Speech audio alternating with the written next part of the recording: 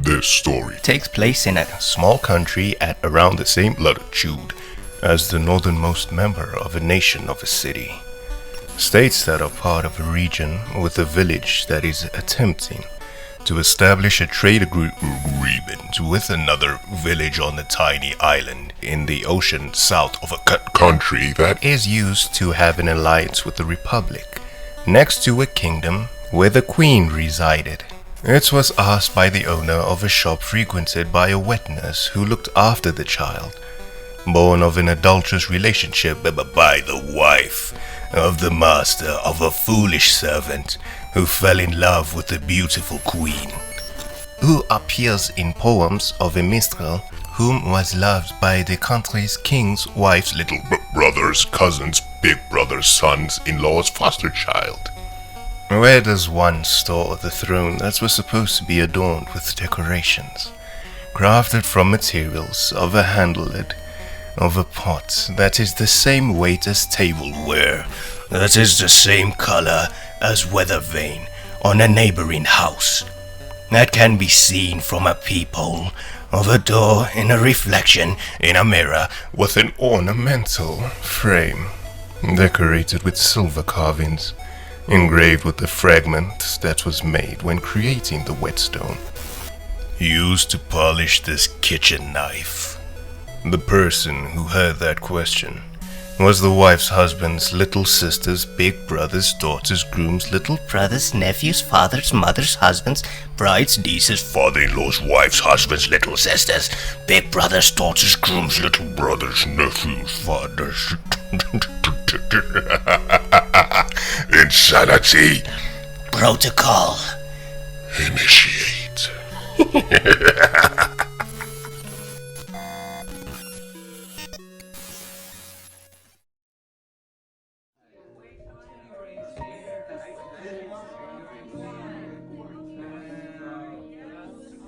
In a small country at about the same latitude as a province directly north of a city-state, that included a town that traded with an island of a republic of a kingdom, led by a queen. The queen of the small country's younger brother's male cousin's elder brother's son-in-law adopted child's minstrel's lover's beautiful queen, who danced on stage when he played love-struck admirer's employer's wife's secret lover's child's wet nurse's store. She commonly went to proprietors asked, "Where do I send the throne decorated with decorations made of the same materials as the handle of a lid of a pot of the same weight as tableware of the same color as the weather vane of the house, of one peeping through the door reflected in the mirror of the decorated frame, carved with a carving tool made of the splinters of the grindstone that sharpened this kitchen knife, of wives, husbands, younger sisters, older brothers, daughters, husbands, younger brothers, nephews, fathers, mothers, husbands, bride, nieces, friends, wives, youngers." I'm not gonna do this anymore. What type of writing is this, sir? How dare you make a mockery of my talent? I'm leaving. Good luck with your play.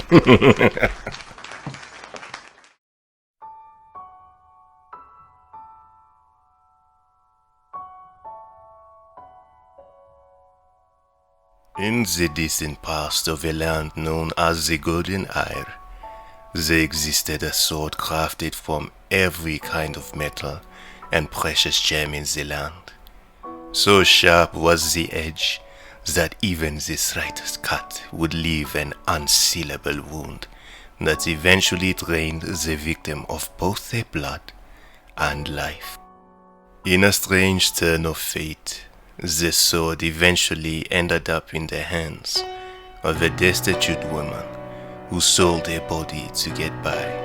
The sword was long as she was tall, and she could not wield it effectively. So instead she slid it between her sheets as a surprise for the men who used her. The sword was so sharp, they felt no pain when cut, and soon died without even knowing it was happening. The woman would then help herself to the coin, causing her own purse to swell. Making use of her gains, the woman dressed beautifully and soon had acquired every kind of metal and precious gem in the land.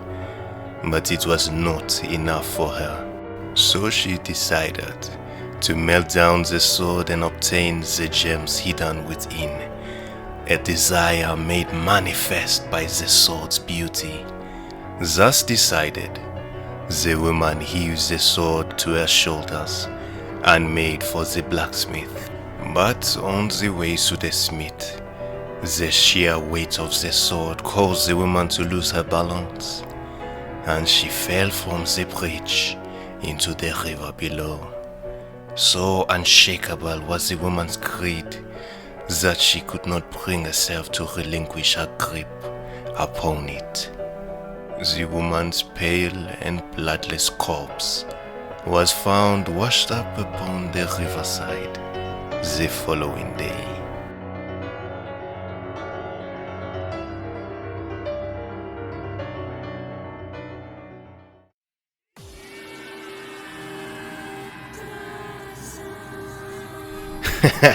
Check this story out, bro.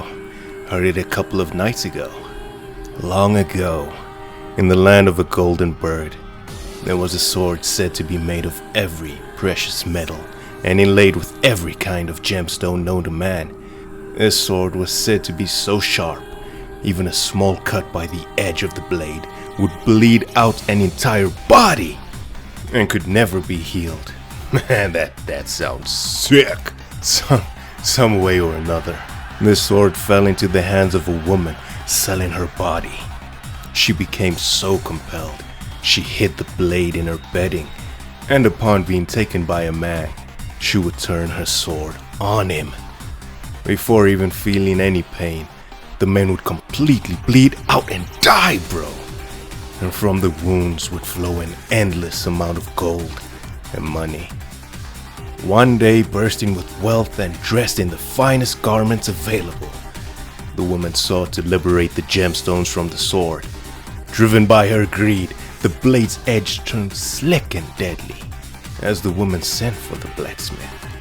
On the way there, weighed down and unbalanced by the sword, the woman fell off the side of the bridge into the river. Her greed was such that even as she was swallowed up by the water, she refused to let go of the heavy blade. Her body was found the next day, drained of all its blood. Oh, damn. Oh man, these people are so greedy. But then again, karma always finds its way.